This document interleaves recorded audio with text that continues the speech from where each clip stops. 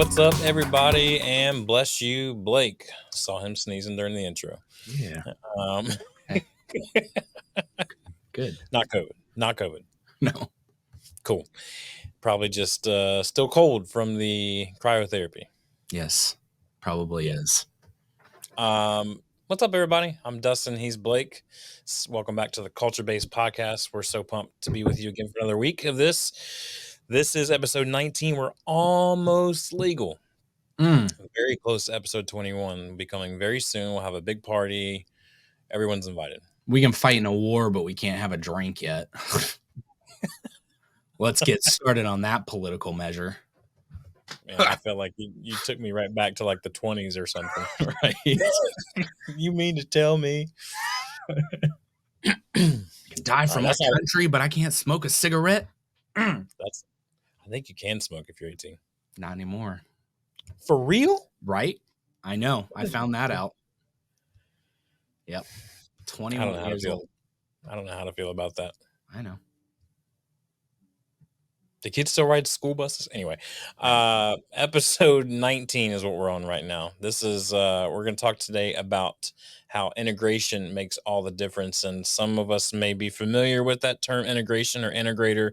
We're going to get a little bit more familiar with that today. But first, I want to remind you that we're here to help leaders know what they're about, show where they're going, and build scalable teams to get there. We release this content, podcast content for you every single Tuesday for the last 19 weeks in a row now. Mm-hmm.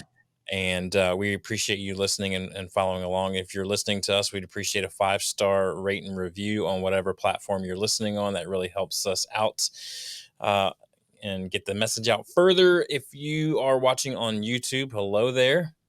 So glad that you're here. You get to see Blake's beautiful skin.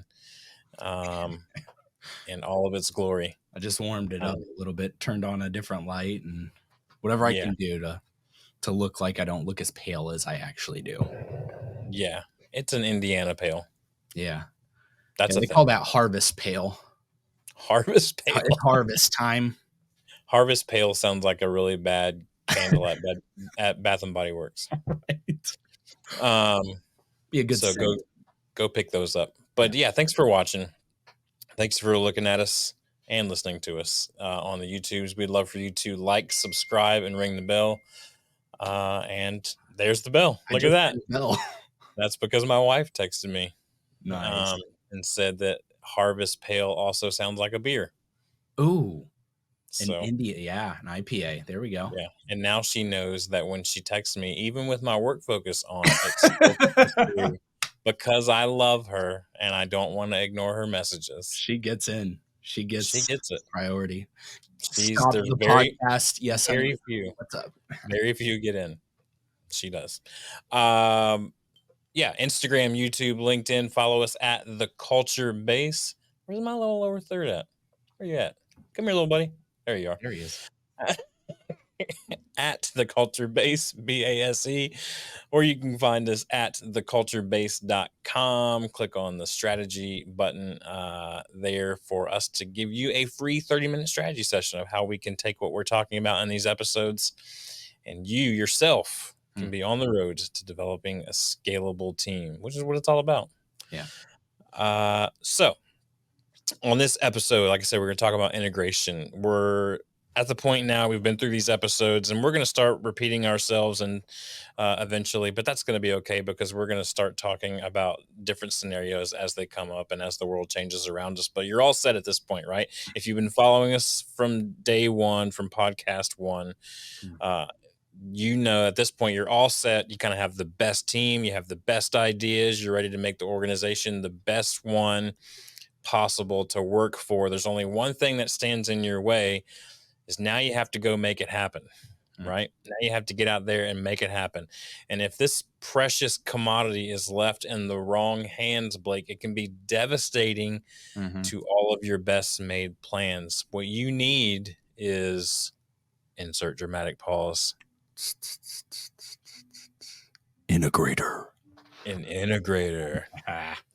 So here's what I think about, Blake. Whenever I think about the term integrator, we're going to get into like what this is.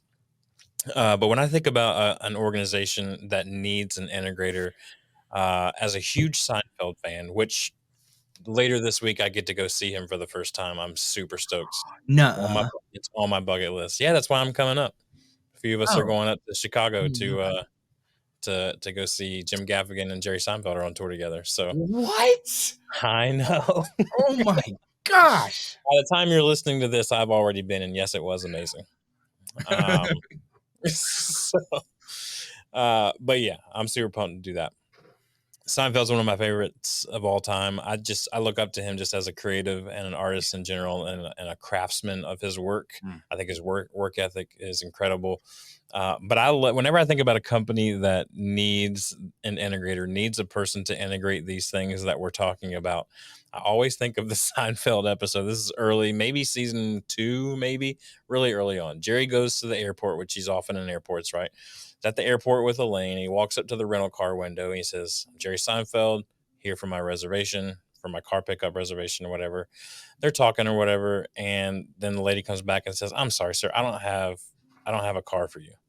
And he's like, "Well, but I have a reservation. Just Seinfeld, look up the reservation." And she's like, "Yeah, I see your reservation, but I don't have a car for you." And he's like, "Well, what are you talking about?" She's like, "Well, we ran out of cars." And he's like, "Well, that's the whole point of making the reservation, Right. is that you're gonna hold a car for me. Like otherwise, I could have just like walked up here, right?" He goes, "Anybody can just take reservations." And he does this whole thing, right? Where he's like grabbing stuff out of the sky. It's like anybody can just take them. He said the reservation is really about the holding. Yeah. That's where the reservation part comes in. Yeah. And so that's where I see this parallel here with organizations that got all these grand ideas. They've got Mhm. all these great schemes. They've got all the great literature. They've got the brand. They've got the look. They're the new hot company. They got the mega pastor CEO who's like rocking everything, right? But they don't have any idea Mm. how to keep that thing going, and how to actually build this scalable team rather than just being Yeah. like a flash in the pan. They know how to take the reservations, Yeah. they just don't know how to hold the reservation, Yeah. as Jerry would say. That's a great, like, I know it's a funny bit or whatever, but that is like a great way of putting that, like holding things together, holding the idea of what we want together.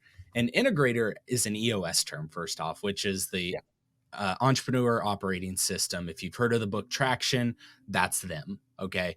And it is a term that has been trademarked by them. So in other organizations, you're probably looking at something like some, and it depends on who you talk to. A lot of people would say it's the COO.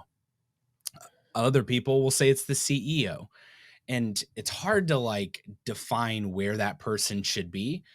And I don't know that it matters, because really it's the person who takes the vision of the visionary, which more often than not is actually the CEO, person who's like, "Hey, we should be doing this and we should be doing this, and hey, wouldn't it be great if we had a system that did this?" These are the people who take all of that and hold it, and they put it into play, and they connect everything Yeah. across all the sales, the operations, the finance and admin. They look at the whole company and understand how all that stuff has to work. And they don't just go, "I got a great idea of how process we can have," but they're the ones who Mhm. make sure it follows through. So, Yeah. yeah. Yeah, that's really good, Blake. You talked about EOS and the entrepreneur operating system, and kind of where that comes from. If you're around Blake and I long enough, or the culture base long enough, you know that we subscribe to this model of doing business. And so if we were to go just straight to the source about what they say an integrator is, they Mm, say at EOS that it's the person who is the tiebreaker for the leadership team. mm, They're the glue for the organization that holds everything together. They beat the drum, they provide the cadence, they're mhm, accountable for the P&L results, they execute the plan. Like you hear these phrases over and over again, right? They hold the leadership team accountable. They're the steady force in the integration, or in the steady force in the organization.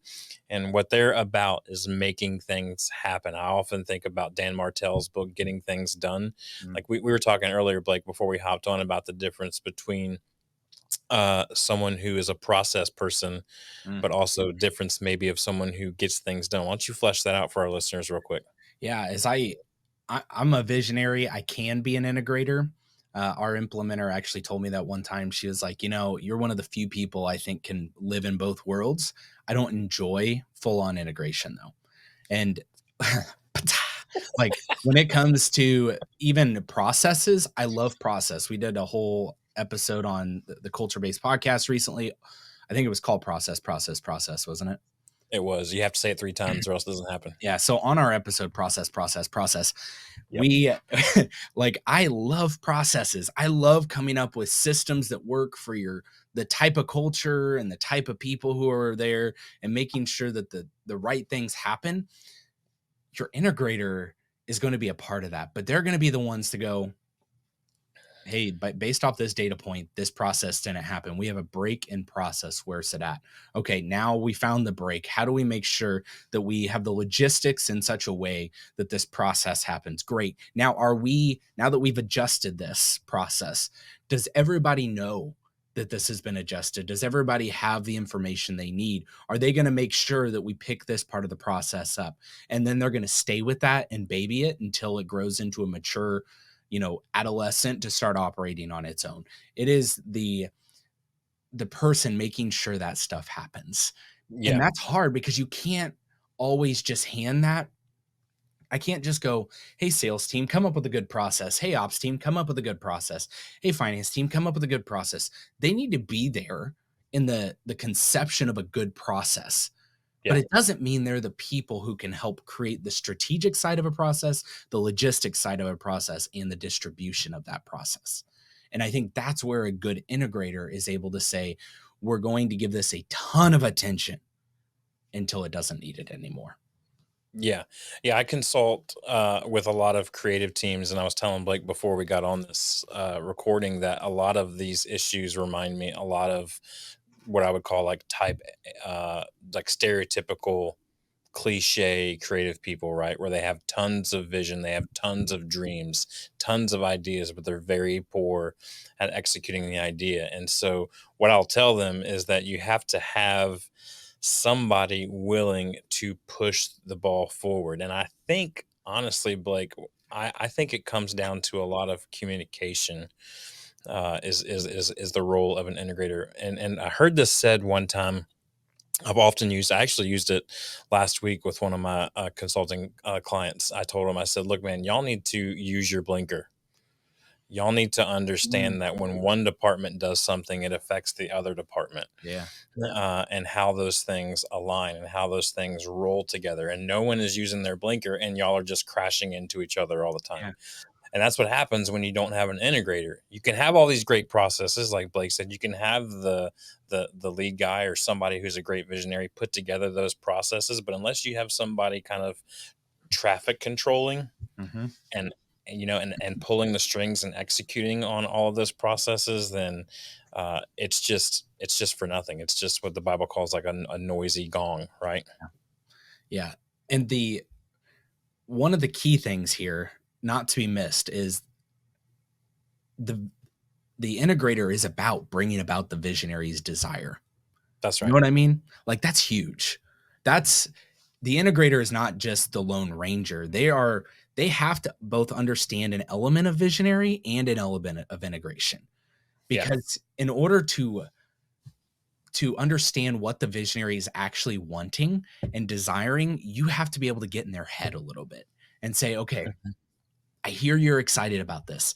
And my integrator is really good at this. He'll say this to me a lot. He'll go, I see you're really excited about this. Are you excited in such a way that I need to stop everything else that's going Mhm. on and implement this? Or is this like, this is a long-term goal that you're talking about? Because that's great Yeah. if it's a long-term. I need to integrate it into our short-term goals, but like, are you saying let's scrap everything? And being able to talk like that with a visionary is important because a visionary could be like, oh no, I'm just saying like whatever, maybe someday. But there are times that I'm like, yeah, I think this is a now thing.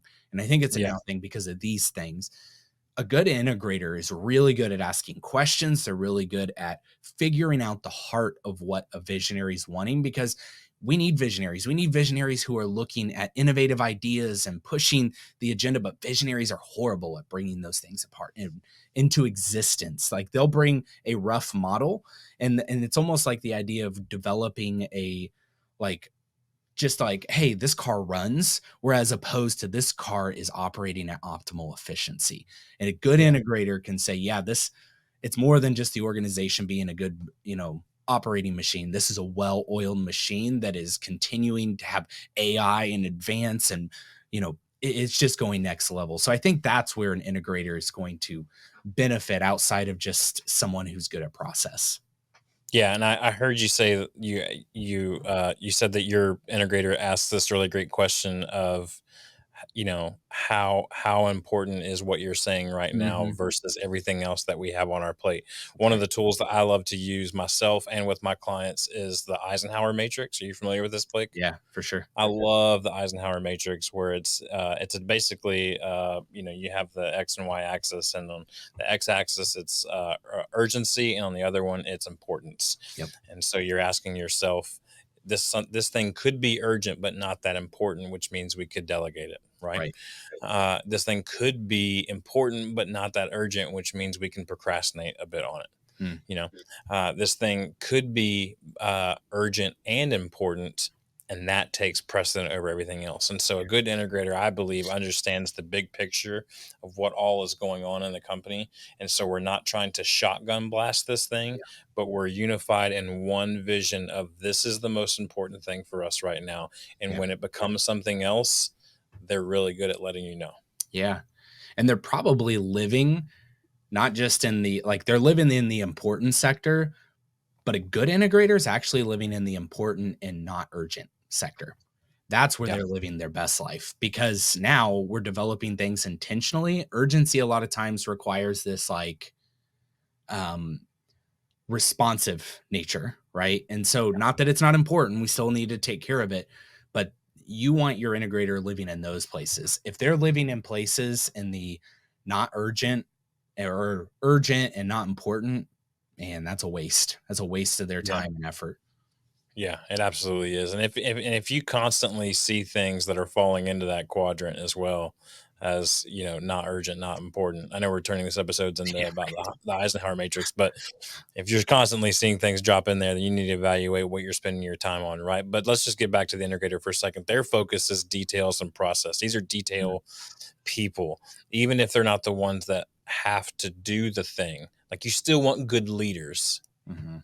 to be an integrator, right? Like, you don't want just somebody who can kind of go, okay, I got it, and they keep their head down and they do the thing all on their own. Like, they still need to be a good leader. A great book on this topic that's not necessarily comes out and says like, hey, this book is about being an No. integrator, but it's about being a good number two, is called How to Lead When You're Not in Charge, Mm, by Clay Scroggins, and he was number two to a big pastor down here in the South, Andy Stanley at North Point Church, and he was really good at laying out the kind of like, okay, I see the things that Blake is talking about, right? Like, I see you're passionate about this, but we also have to reconsider this. And sometimes a good integrator leads up as much as they lead down and say like, hey, that's a great idea, that's not for today, because yeah, I can tell you, if we shift to this right now, what's going on over here that you don't see, if we shift all this over here, you're going to cause complete chaos. You really yep, want to do that? you right. know and you have the opportunity to kind of like, oh, okay, sorry, I didn't see that, my heads were so above the clouds, which you need.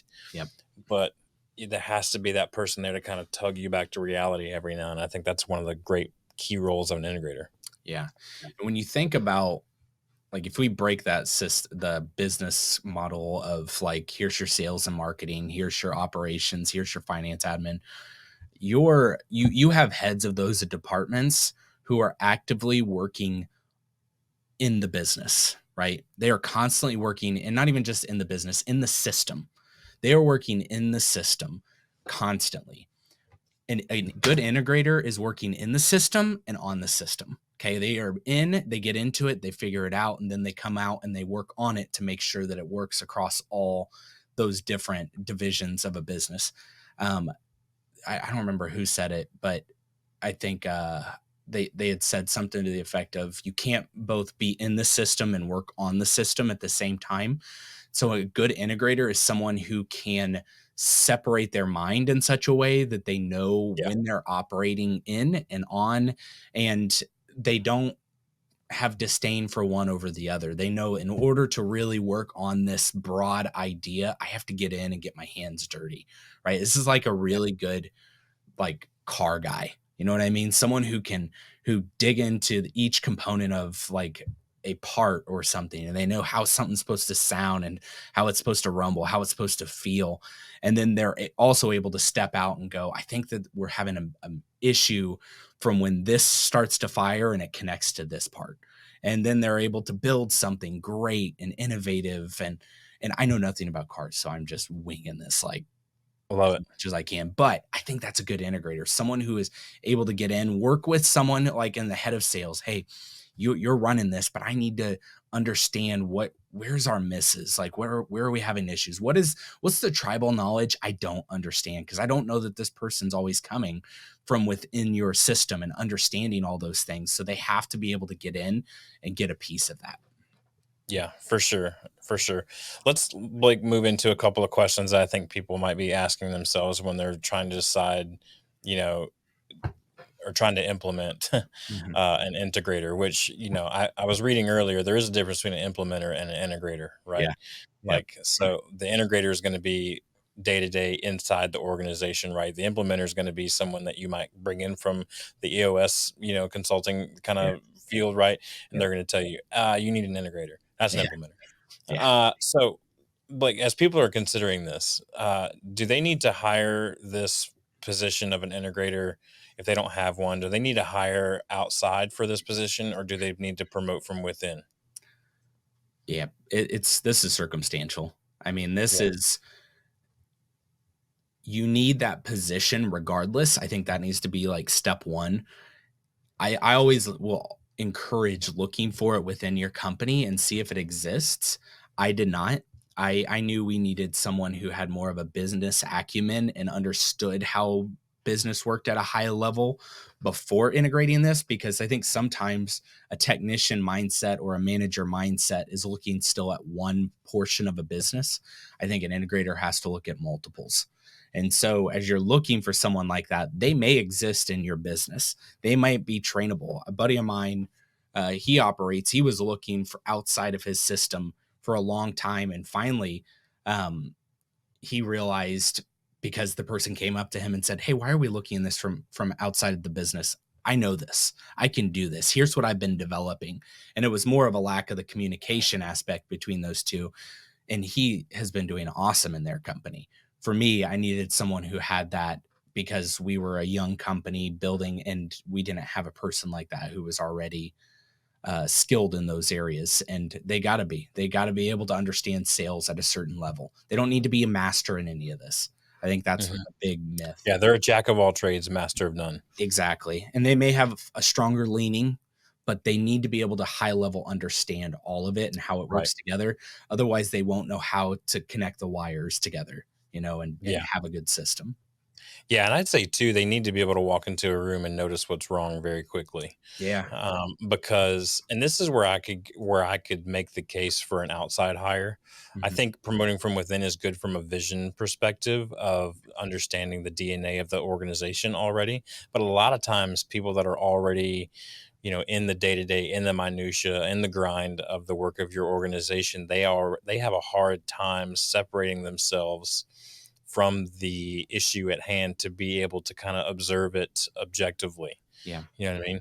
And so I think sometimes it may help, whether it's a permanent position or maybe it's just a temporary consultant that you bring in and say, hey, these are some things that we're seeing, and these are some places that you need to kind of move some of your attention to. So I guess that begs the question then, Blake, is this just one person? Is an integrator just one person, or is it an entire department, or is it departmental? What does that look like? I think it's generally a person. Someone, because otherwise, if you have too many people over things, it's harder to connect like high level, how to connect everything together. So I do Hmm. think it generally is one person. And it's usually that way because they are the people responsible for making sure the transitions go well. So like think about a business, whatever your Yeah. business is, it's selling widgets. You have a sales and you have a marketing team. There is a transition. Like let's say you have two. You have a marketing team that goes out just to produce like, man, here's our widget and you got to have our widget. That's great. You have somebody who's manning that position. But then once it goes from marketing and there's a click or there's a call or something to the sales team, there's a transition right there. And then, which means there's a gap. Okay. So if there are two levels here of divisions, you have a gap in between. An integrator is concerned with the gaps. Yep. Because that's where you have loss. That's where you have loss of opportunity, loss of vision, loss of a sale, right? So then it hits sales and okay, we had a good transition there. Now from sales to ops, from actually getting that widget to that person, did we have another gap? Do we have another failure? Um, I think your people are who are in charge of marketing, who are in charge of sales, who are in charge of operations. Those people are instrumental at understanding their position and understanding where the gaps are. Where sales thinks that ops owns something, but ops thinks sales owns the exact same thing. If you don't have an integrator minding those transitions, you're going to have the failure. And that's where an integrator comes in clutch. I don't think it can be more than one. It's just like I think the integrator could also be in one of those positions. Like our Right. integrator is a head of ops. Okay. They're an ops person more in nature.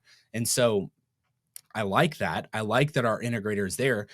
If me as a person had two hats in my hands, I could put both of them on, right? Like I could put them on top of each other. That's fine. But two people can't wear one hat. And I think that's where we get Mm. confused a lot of times with department leads or integrators is we try to put a lot of people in charge of something. You're going to mess some stuff up. Okay. So I do think it needs to be one person.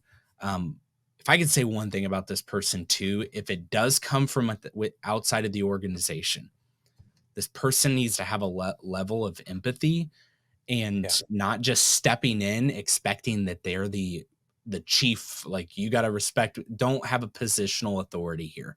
You want someone to come in and be very curious. Okay, that you want a curious person. You want authority, but you don't want that to be the main game. You want them to come in and get to know and understand. So tell me about your job, explain it to me. What are the areas, like take me through a day here. You want them to be very curious in that whole process. Otherwise, I think that you're going to miss out on some of those transition issues because people aren't going to be clear and candid about what it looks like. Yeah, I totally agree. I totally agree. I think you have to have that singular person, and they can have another seat at the table. I know for me, I've served without an official title of integrator. I've served on that in that space before, and it is possible. So Blake, before we wrap up, let's just imagine for a second. We're not recording a podcast anymore, right? It's just me and you, Yep. and I'm coming to you, Blake, as a business owner, going, man, I don't know why we need an integrator. Hmm. Sell me on it. Sell you on an integrator. Are you a visionary? Yeah. Okay. Um, I think I would probably say, how often have you had an idea come to your head and try to implement it only to realize that you just had the worst team possible to make it happen? And they'd probably Weekly. be like, all the time. And be like, Yeah. it's probably because you don't have the worst team possible. It's probably because you don't know how to integrate that in to your team. And it's like making parts better. And it's like the kid in high school who wanted to be a car guy. And so he's like, you know what Is I'll that do? you?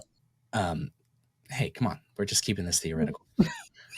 Who wanted to be the car guy. And so he's like, you know what? I'll fit in with those guys. I'm going to get a badass spoiler. Let's go. And you get that thing and you just sound anywhere you come from, right? Is your car any better? No, it's louder. And people are looking, but it's not Thank you. better, right? Like doesn't mean it's all of a sudden you're a car guy now that you're like, oh yeah, I got parts. They're aftermarket. They're aftermarket because that's a term I use now, and it's great. It's making good strides here.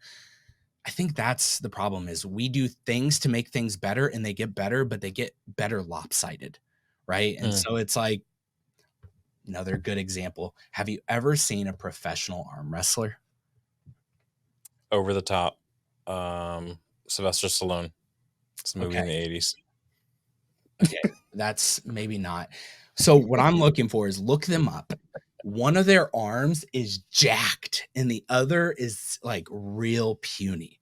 Okay. It is the That's weirdest thing if you look it up, but you should look it up because it's like just like a car wreck that you can't not look at. Okay. But that is what I imagine most businesses are, is that they're really strong in one area and that one area blames all other areas for inefficiencies. If you got yeah, that in your company, you probably need an integrator. Okay. Someone yeah, who can help build the transitions between, that doesn't just celebrate one division of a company, but understands that in order to have a really amazing, scalable team, you've got to be strong in all areas. yeah. I love it. Uh, while the analogy was killer, I do want people to know that we know that a spoiler doesn't make the car louder. I don't. But I don't know I that. know, I know you don't. I know you don't. I could tell. Um, You just chop it off is all we did. Took a sawzall and just chopped the exhaust off. exhaust is different from where a Listen, spoiler man, goes. I Yeah, don't I know think you might be anything. thinking of a muffler. If you Oh, yeah. chop off the Spoilers, muffler, the it'll thing get that comes louder. up at the back, isn't it? Spoiler is more for downforce in the back of the car, but that's cool. Um, you know what? So to answer Don't your hire original us. question of was I that kid in high school? Yeah, yeah, Yes, yeah, I was. yeah. He put a spoiler on and goes, "Super loud, isn't it?" And they're like, "Sounds the same to me." But You just gotta play it with bass. That's it. yeah, bless them, bless them. Yeah, don't hire us for your car Mm-mm. troubles, You folks, hire Dustin, don't hire me. or your enhancements. No, you don't need to hire me. I'm just a NASCAR fan, so I know what a spoiler is. But anywho, yeah, you need an integrator, folks. You don't have one, like they said in Toy Story with the moving buddies. You don't have one, get one. Good one. Get one. You gotta have it.